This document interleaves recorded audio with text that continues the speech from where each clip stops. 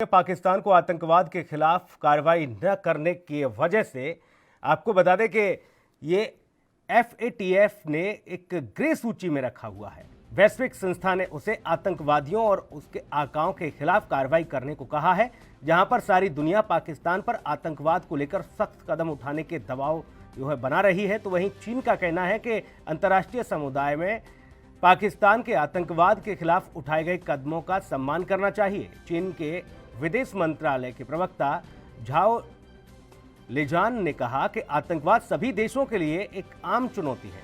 पाकिस्तान ने आतंकवाद के खिलाफ लड़ाई में जबरदस्त प्रयास और बलिदान किया है। इसके लिए अंतर्राष्ट्रीय समुदाय को उसके सम्मान करने चाहिए और पहचान की जानी चाहिए। जी हां, इन्हीं तरह के आतंकवादी जो लगातार गतिविधियां हैं उनका समर्थन चीन करता नजर आ रहा है और ऐसे में ये कहना गलत नहीं होगा कि इस पूरे मामले में चीन का दोहरा रवैया सामने आया है। एक बार फिर से चीन का दोगलापन सामने आया।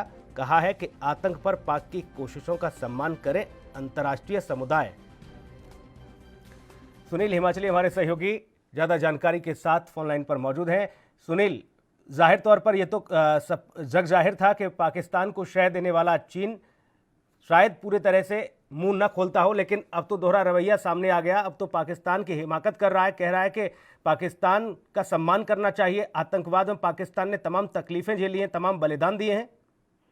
देखिए सुनील, सीधी सी बात है कि आपको भी पता है कि पाकिस्तान जो है अपने चरित्र को जितनी भी बेदाग करने की कोशिश करे, चाहे उसका वर्तमान में प्रधानमंत्री इमरान खान जो भी बात कहे, लेकिन जो उनका साथी बना है, जो आयरन ब्रदर को अब फंसते देखता हुआ जो चीन जिस तरीके से तड़फड़ा रहा है और उसके जो अधिकारी हैं, उच्चाधिकारी, वो उसको अब बचाने की कहीं ना कहीं पूरी कोशिश करेंगे, क्योंकि ग्रे सूची में जो है वो पाकिस्तान को रख दिया गया है। आपको बता दूं कि जिस तरीके से फाइनेंशियल एक्ट टास्क फोर्स, जिसे FATF शॉर्ट फॉर्म में कहा जाता है, तो उसकी ब्लैक लिस्ट से बचाने के लिए पाकिस्तान पूरी तरह जो है वो हाथ पांव मार रहा है। और जब उसको तड़पता देख चीन अब कहीं ना कहीं इस दौरान उसे जो है वो पूरी हर तरीके से जो है वो सहायता प्रदान कर रहा है, क्योंकि पाकिस्तान को ये सबसे बड़ा झटका है, क्योंकि पहले ही अंतर्राष्ट्रीय स्तर पर पाकिस्तान मुल्क की पहचान कहीं ना कहीं आतंकवादी मुल्क के नाम से भी होती है।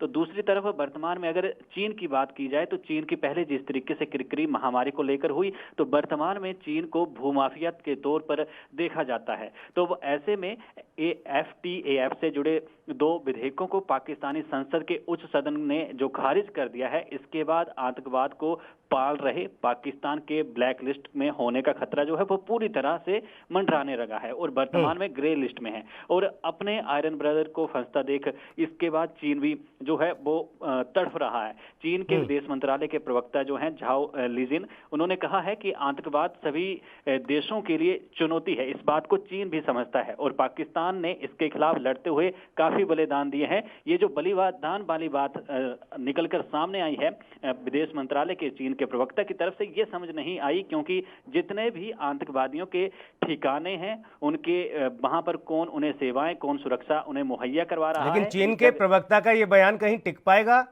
सुनील?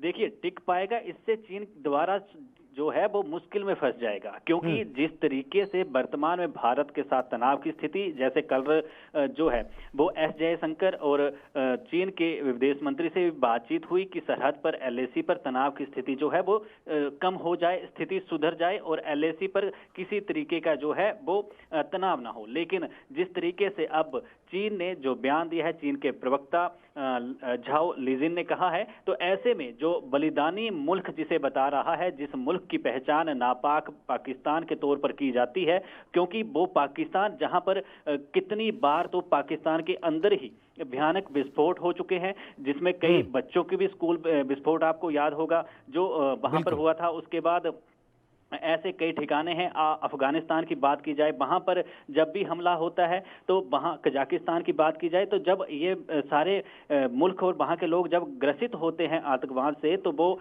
सीधा तौर पर पाकिस्तान को टारगेट करते हैं। लेकिन अपने आर्थिक फायदे को देखते हुए पाकिस्तान जो है वो हमेशा चीन के जो है वो गाते रहता है। और वर्तमान में जिस तरीके से अब चीन ने पाकिस्तान का साथ दिया है, और लेकिन ये जोड़ी जो है, जो वर्तमान में एक दूसरे के चहीते बने हुए हैं, एक दूसरे का फायदा देख रहे हैं, तो ये जोड़ी जो है वो ज्यादा देर तक टिक नहीं पाएगी, क्योंकि जो खबरें निकलकर सामने आई है उसके अनुरूप अगर माना जाए तो जो जैसे हम लोग अपने रक्षा विशेषज्ञों से भी बात करते हैं तो वो भी इस बात को कहते हैं कि अब धीरे धीरे जो मुल्क, जो भूमाफिया है वो धीरे धीरे आजाद कश्मीर से होते हुए, कजाकिस्तान से होते हुए पाकिस्तान की जमीन पर भी कब्जा करने लगा है।